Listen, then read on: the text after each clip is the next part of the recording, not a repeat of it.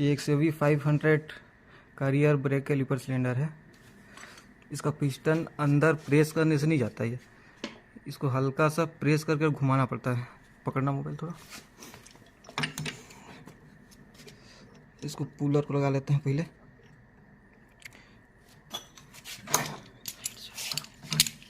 चलो थोड़ा थोड़ा टाइट करना है, ठीक है। पुलर को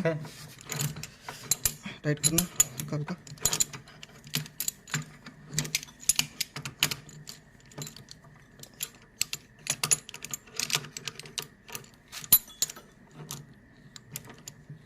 हल्का सा और टाइट,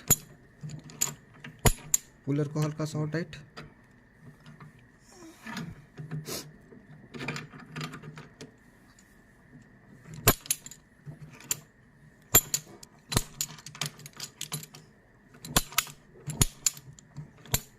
और टाइट पुलर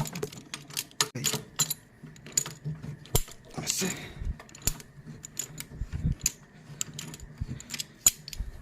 प्रेस करते रहो उसको,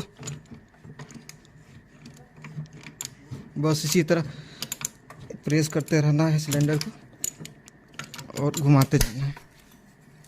हो गया, लास्ट हो गया, चला गया ये सिलेंडर कंप्लीट।